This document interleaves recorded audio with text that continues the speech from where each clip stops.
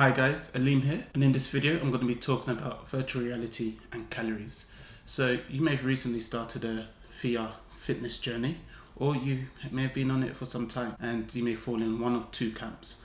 Either you're trying to maintain your weight, or you're actually trying to lose weight. So if you're trying to lose weight, or either of the two, it may be worthwhile keeping a track of your calories. Therefore, you can either maintain balance or achieve a calorie deficit. In this video, I'm going to be giving you a few methods that can help you to keep track of your calories whilst doing your activities or exercise in VR. Okay. So the first one we have is Oculus Move. This is by Meta Oculus, and the application is actually available on the Oculus Quest, ready to use. It's got a range of useful functions, and it allows you to track your activities, to track your estimated calories, and also allows you to set targets as well. So you're able to set targets based on how hard you want to push yourself, and this can be related to frequency, duration, and also intensity. So there's a screen overlay feature which allows you to keep a progress of how well you're achieving your targets whilst in game. So you can set it to appear at the bottom, and let's say you're playing Beat Saber, you can just look down and you just see it there, and it'll say you've completed X number of calories or you've completed X number of minutes. You also get a very helpful notification when you've achieved your targets for the day. So Move calculates your estimated calorie expenditure based on your BMR, which is your basal metabolic rate, and the Oculus headset movement, as well as the controller movement. Your BMR is an estimate of the number of calories you burn while at rest, and this takes into consideration your age, your weight, your height, and also your sex. It's very important to see these figures as rough estimates because accuracy is something that's frequently debated. Another option out there is wearable technology, such as a Fitbit, Apple Watch, Samsung Watch, Garmin, to name a few. These also have the capability of trying to estimate calories burnt. These devices also use your BMR as well as your heart rate, feed this information into an algorithm, and use that to give you an estimate of your calorie expenditure. So what it's worthwhile doing is using one of these devices, setting up a custom workout just before you're about to embark in some VR activity or exercise, and that way it will track it and let you know the estimated calories. Another very useful feature of these devices is that because they have access to your heart rate, they can also let you know which heart zones you're actually going into whilst you're working out. That way you can know which apps push you that little bit harder and that little bit further, so you can set your workout accordingly. Now this final option is one I'm quite keen on. So this comes from the Virtual Reality Institute of Health and Exercise. This is a team that are in collaboration with the kinesiology department at the San Francisco State University, and they have done a considerable amount of research, some of which is cited frequently in published journals.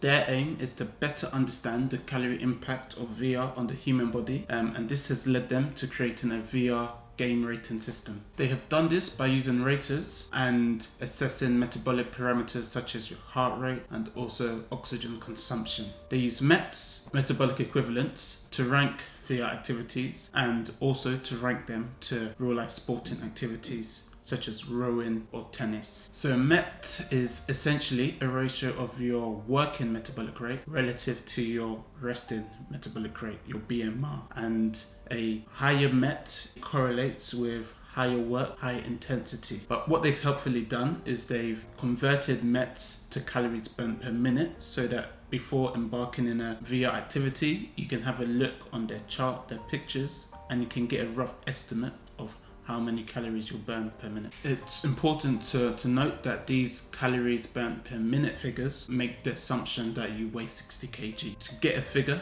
that's more correlated with your weight, you will actually have to look at their larger graph that will guide you.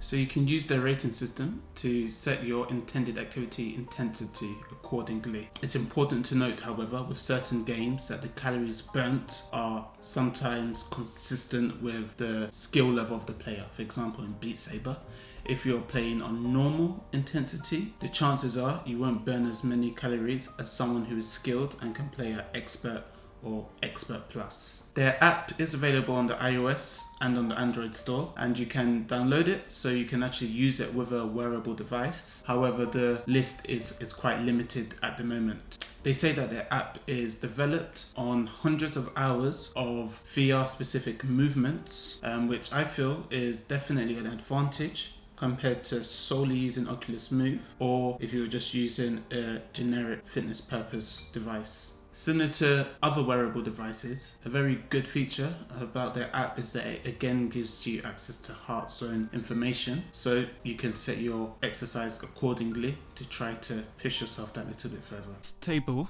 is just to illustrate my experience of using different methods to calculate calories whilst in VR. So it's quite clear that Oculus Move has shown the lowest estimate of calories burnt while I was playing Beat Saber for around 30 minutes. The Virtual Reality Institute of Health and Exercise, however, has calculated that I have spent more calories within that given same time. I only used the Fitbit for the last trial, and it's come up quite similar to the Virtual Reality Institute of Health and Exercise app. The first attempt I was playing Beat Saber on a normal mode, whereas the second and third attempt I was playing Beat Saber on hard with a few attempts at expert and really trying to get maximum points when slicing the blocks. From my Fitbit app and also the Virtual Reality Institute of Health and Exercise app, it's quite clear that I'm going into fat burning heart zone, so it's obvious that I would spend more calories. So I've shown you 3 methods which you can use to help keep track of your calories while on your VR fitness journey or just for general interest.